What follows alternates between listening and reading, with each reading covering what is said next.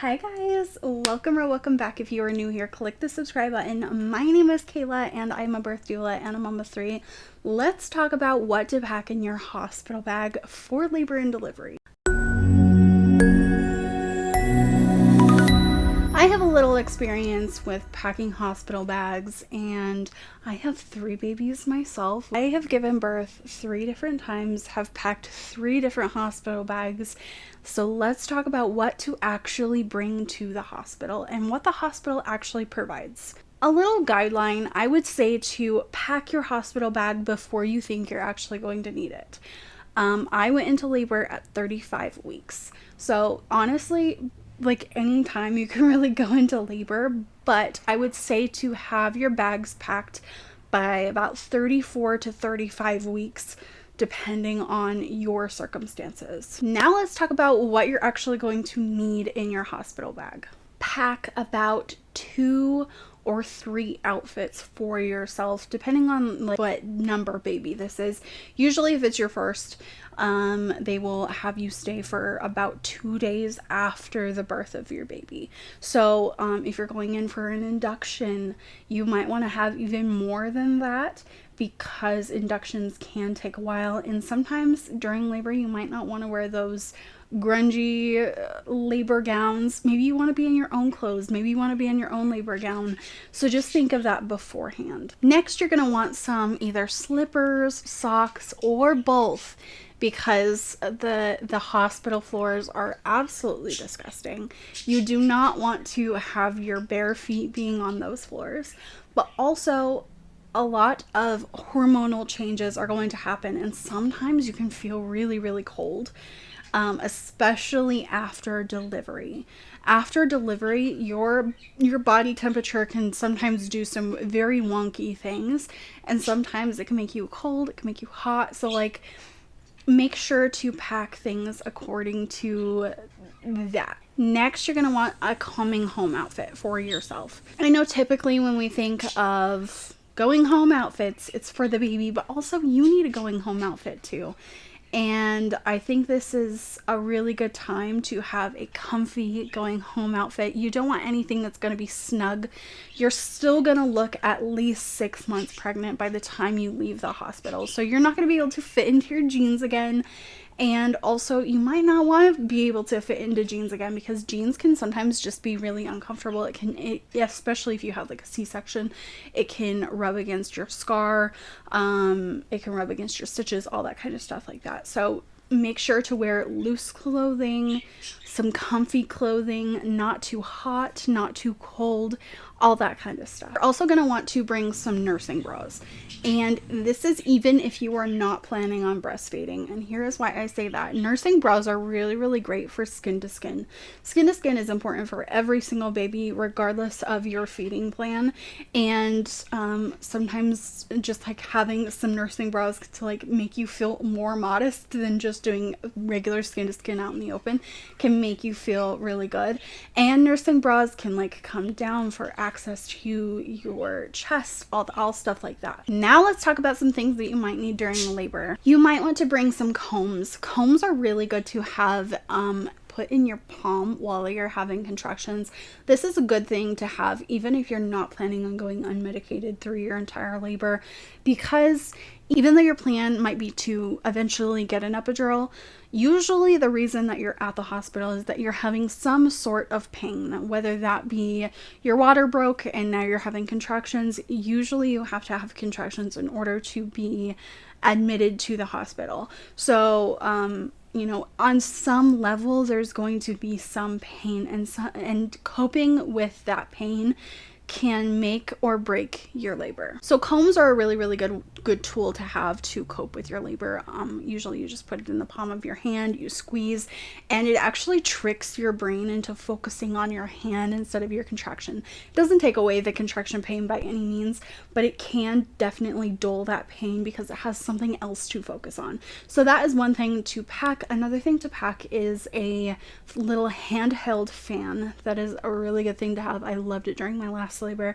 I am mad that I didn't have it during my other 2 labors, but during my last labor I had like a handheld fan, and it was an absolute game changer. And this really doesn't matter if you're having a summer baby or a winter baby or a fall baby. It's mostly about the hormones that go into labor. Sometimes it can make you very sweaty, especially going through all of that pain and the contractions over and over and over again can sometimes just make you really sweaty and hot. And sometimes you might want to get into the bathtub if your hospital does have a bathtub to provide. You might be able to get into the bathtub, and sometimes the hot water makes you even hotter, and so it's a really good tool to be able to cool off with. Another thing that not a lot of people know about is that you can most of the time bring your own hospital gown. You can bring your own bra, robe to wear during labor, and it's just important to know that those things can get dirty and messy. And I mean, we're working with a lot of fluids, and sometimes you don't want all those fluids on your things, but there are some really, really great brands out there that you can get, like birthing gowns and stuff. I will actually have Doula linked below. Doula is my favorite birthing gown company. Like, they're just incredible. I love the owner of Doula. Her name is Caitlin. And but you guys can bring your own birthing gowns. It's a really, really cool thing to have. And I say this because the hospital gowns that they give you are just not comfortable. They are not comfortable, and they are terrible at concealing you.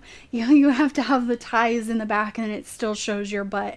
And sometimes you don't want that. Sometimes you want to be a little bit more covered up, but also have full access to epidural spaces and monitors on your belly, all that kind of stuff. So just try and figure out what you want. Do you want to wear the hospital labor gown? It is totally fine if you do, but also there are other options as well. Another thing that you might want to pack in your hospital bag is some chapstick. The hospital air is so sterile and so dry, and that means that your skin and your lips are going to be extremely dry. Not only that, but labor can also make your skin and your lips really dry as well. And so it's just really nice to have that on hand. I remember while I was in labor with my third baby, I was like, oh my gosh, my lips they feel like they're about to fall off. They feel like they're about to crack off. Give me my chapstick that I brought. So my husband got me my chapstick, and I was good after that, but it was a really, really nice thing to have in my bag. Now let's do a list of things not to pack in your hospital bag. If you're planning on pumping, don't bring your pump unless you want the lactation consultant to come down and have you figure out how to use your pump. They do have hospital grade pumps at the hospital that they can let you use. Even if you're just planning on breastfeeding or pumping afterwards, don't bring your pump. Don't bring anything like that, because the hospital will provide those. Another thing that you don't have to provide is any pads, any like Tux pads, all those kinds of things. You don't have to provide any of those. The hospital will give you those giant pads. You can, if you want to, bring your own pads, but it's just not necessary. If you want to, you can bring some. Depends. I know a lot of people love like the adult diapers, and they even make some for like postpartum specifically, and that's a really great option if you want to go that route, but you don't have to bring any of that kind of stuff because the hospital provides them. So the hospital will provide pads, they will provide witch hazel pads, and they will provide a numbing spray.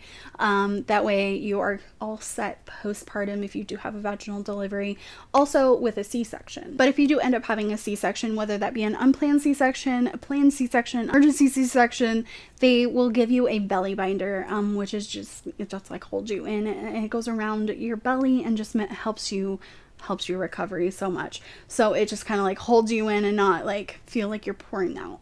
But most of the time that is given also at your hospital. If you're not sure, you can always call and ask if they provide those. I'm actually going to do a C-section recovery video here in the next few weeks. So if you guys have any C-section recovery questions or just C-section questions in general, please leave them in the comments.